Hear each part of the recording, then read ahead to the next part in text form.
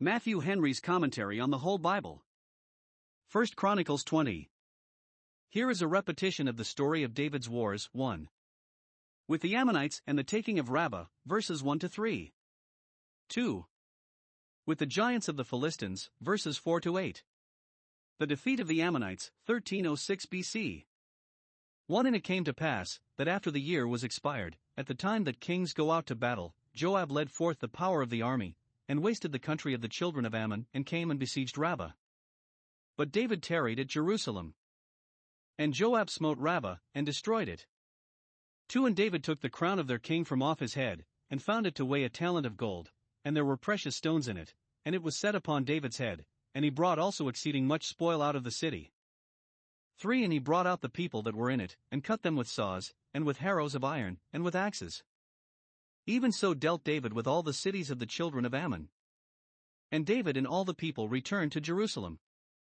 How the army of the Ammonites and their allies was routed in the field we read in the foregoing chapters.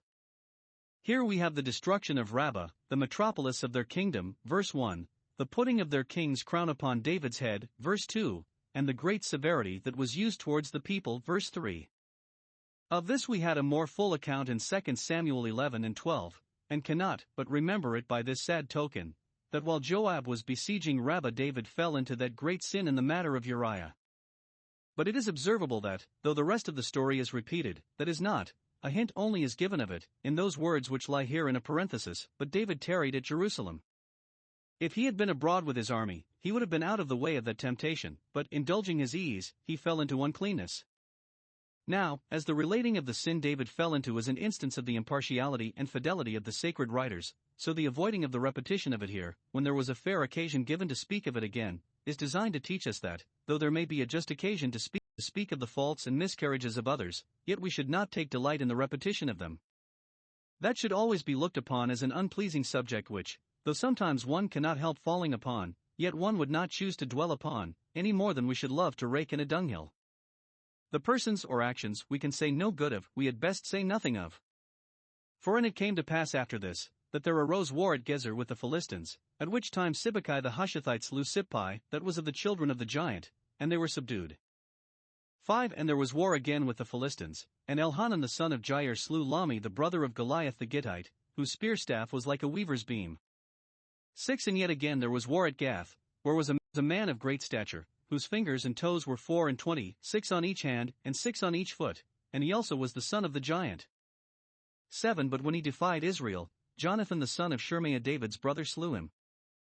8. These were born unto the giant in Gath, and they fell by the hand of David, and by the hand of his servants.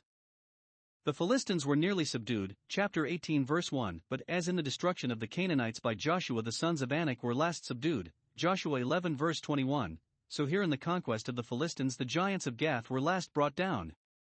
In the conflicts between grace and corruption there are some sins which, like these giants, keep their ground a great while and are not mastered without much difficulty, and a long struggle, but judgment will be brought forth unto victory at last. Observe, 1. We never read of giants among the Israelites as we do of the giants among the Philistines, giants of Gath, but not giants of Jerusalem. The growth of God's plants is in usefulness, not in bulk. Those who covet to have cubits added to their stature do not consider that it will but make them more unwieldy. In the balance of the sanctuary David far outweighs Goliath. 2. The servants of David, though men of ordinary stature, were too hard for the giants of Gath in every encounter, because they had God on their side, who takes pleasure in abasing lofty looks, and mortifying the giants that are in the earth, as he did of old by the deluge, though they were men of renown. Never let the church's friends be disheartened by the power and pride of the church's enemies. We need not fear great men against us while we have the great God for us. What will a finger more on each hand do, or a toe more on each foot, in contest with omnipotence? 3. These giants defied Israel, verse 7, and were thus made to pay for their insolence. None are more visibly marked for ruin than those who reproach God and his Israel. God will do great things rather than suffer the enemy to behave themselves proudly, Deuteronomy 32 verse 27.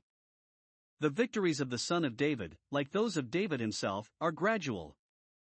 We see not yet all things put under him, but it will be seen shortly, and death itself, the last enemy, like these giants, will be triumphed over.